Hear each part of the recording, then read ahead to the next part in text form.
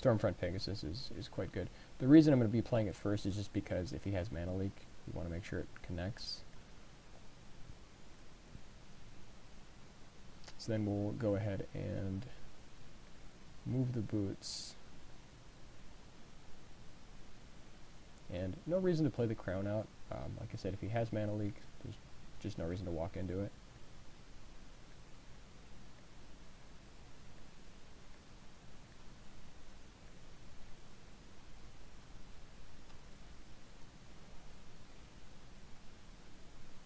Harbor Serpent. Oh, that guy's pretty terrible right now. I mean, with Lawkeeper, it's pretty ridiculous. So I think we just... Yeah, I mean, I think we just run out the other Divine Favor, since we have no fear of retribution. Put out the crown and tap his guy down and bash.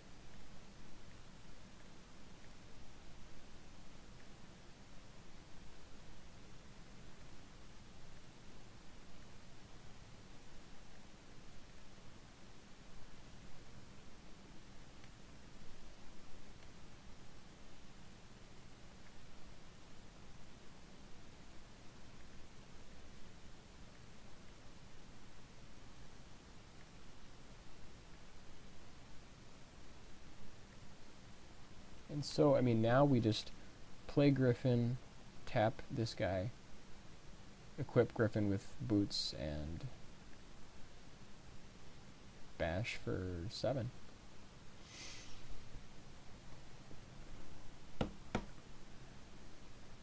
Like, he could have bounce or turn to frog or something like that, but, I mean, if he doesn't, he does just lose on the spot.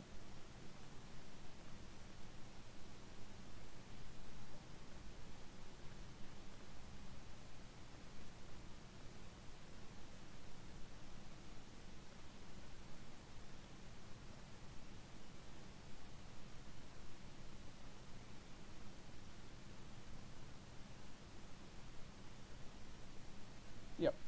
Okay, so on to game 3.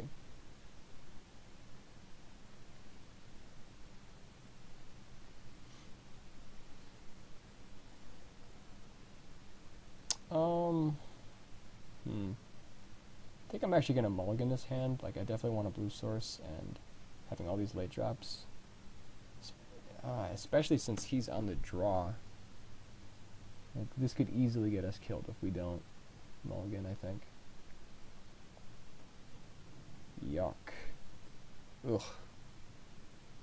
Don't want to mulligan to 5. I think actually I'm going to keep this, because if we draw 1 plains, we're back in it.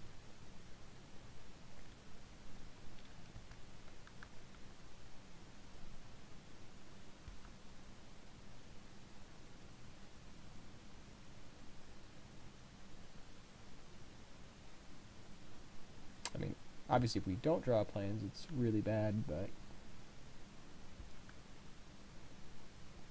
Okay, so there's the plains. We will definitely trade if he offers it. Like, especially since he just outclasses us with Griffin Sentinel.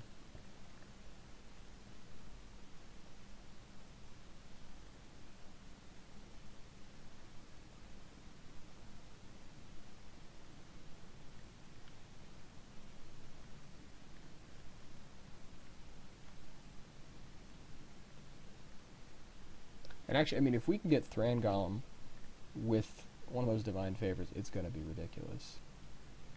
Like, we didn't see any kind of bounce. So if we can get that active, it'll be pretty... Yeah, I mean, he would have just outclassed our Stormfront Pegasus. I'm very happy to have made that trade.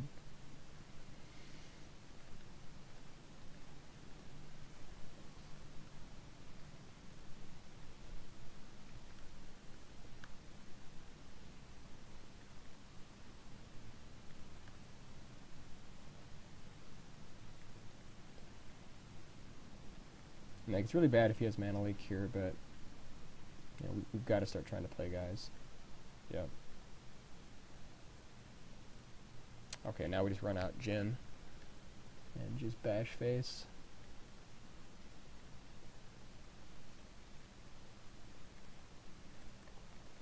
Like, if we can have Jin stay around, he's a total beating.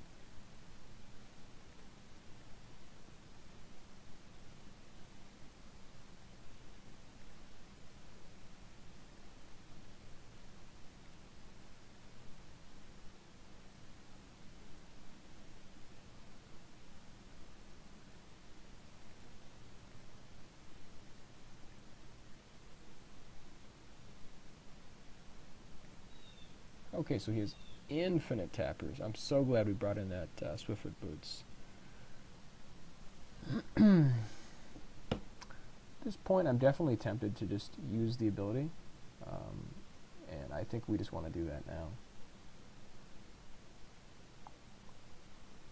I mean, we could always do it later, but I think that, let's see, is there any card that I think we just do it now.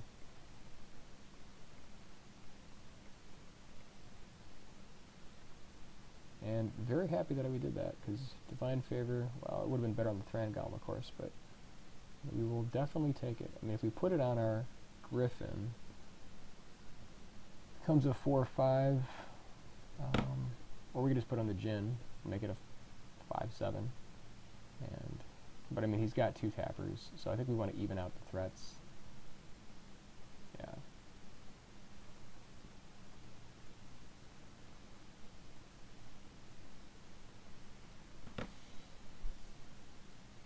And now we just race. I mean, he's got infinite tappers, so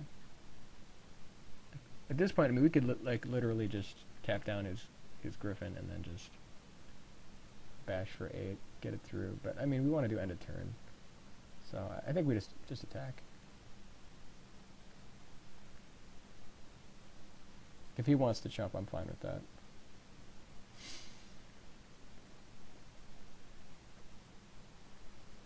Like, if he leaves up 3 mana, I'm definitely tapping his Arbalest.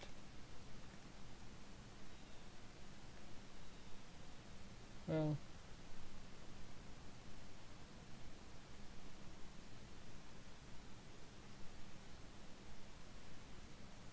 actually, well, we'll see what he does.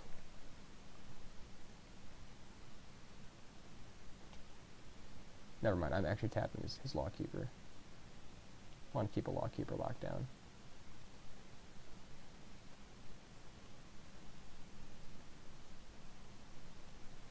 Okay, so we could use another Wish, or just like run out like the Thran-Golem, or like the Griffin, for instance. Thran-Golem's probably a little bit better just because, I mean, Griffin is a little less damage, and like the extra toughness doesn't matter since he has Arbalest.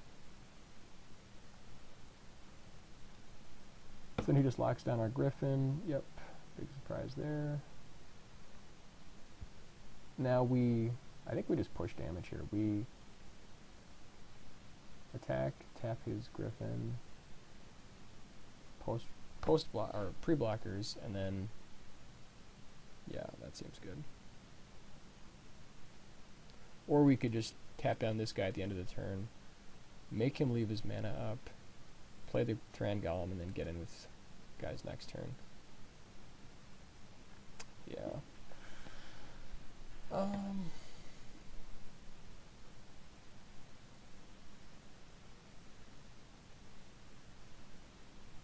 Yeah, I mean, I guess I like that a little better. Just tapping his guy into turn. It doesn't really change anything.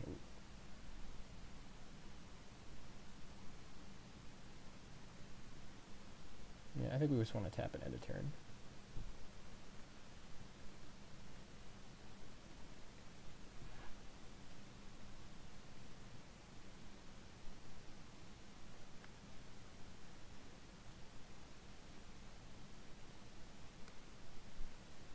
Like, this way we can tap his Lawkeeper and then our turn before combat tap his Arbalest if he leaves mana up.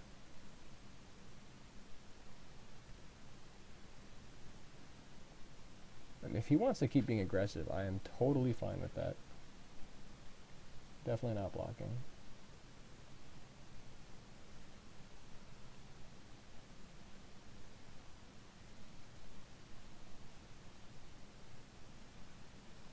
Alright, so he makes infinite Griffins. He can't use his other guy.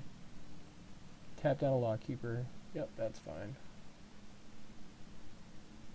Archon. Okay, Archon's beating. Alright, so if we bash, he taps the Griffin, and then we just, yeah, that seems totally fine.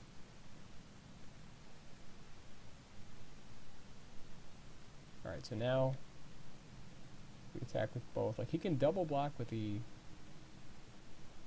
Arbalest, I suppose?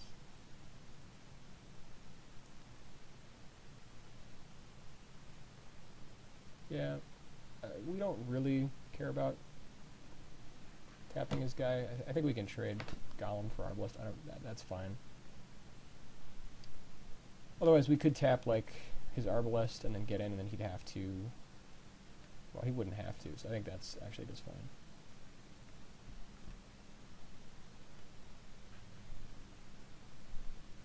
Yeah, and then he's gonna double block.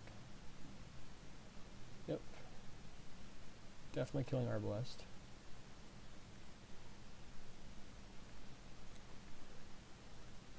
Alright, so now we just play Archon.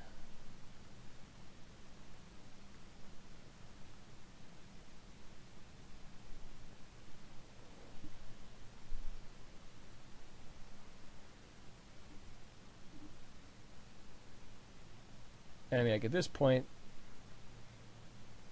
like, we tap down a Lawkeeper, then our turn, tap down the Sentinel, and I think that's game, unless he's got something.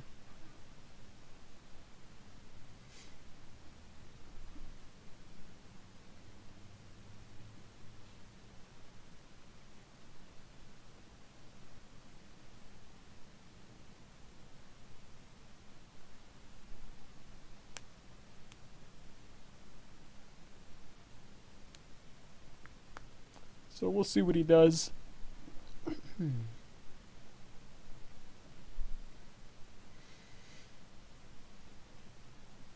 Looks like he's going deep into the tank on this one. I mean, what could he have that would change this? Like, I guess he could play Sarah Angel, leave one Lawkeeper up, but then we just tap a Lawkeeper, or actually we don't even tap a Lawkeeper then, we just tap his Angel. Frost Titan. That is interesting. And then he gave us the match. Okay. So plays a Frost Titan and concedes. We will see you for round 3. Okay, here we are for round 3. Let's go and take a quick look at our opponent's deck.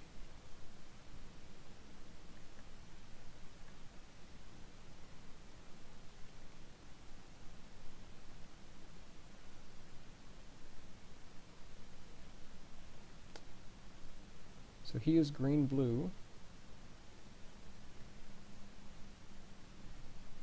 He's got a giant spider.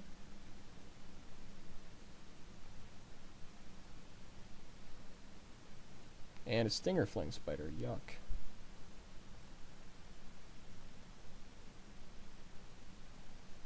Cudgel troll.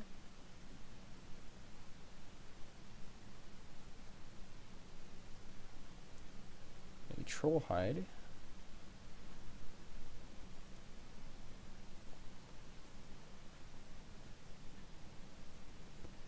And a looter.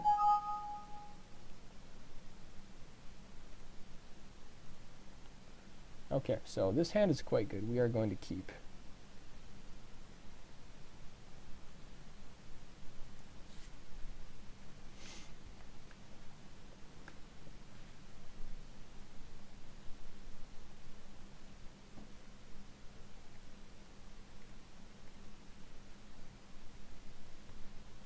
Let's see, Dignitary, Unsummon, Plans. Honestly, these cards are not that exciting to me. I mean, they're fine, but I think we have enough land to do what we need to. I think we just want to do a shuffle here. Yeah. And unfortunately we get land, but what do you do? Like, I think it would have been more likely that we could have drawn into like one of our very good cards. So there's a little bit of a chance there. I'm going to go ahead and feign the mana leak. Yep, and Crocodile is pretty good against us.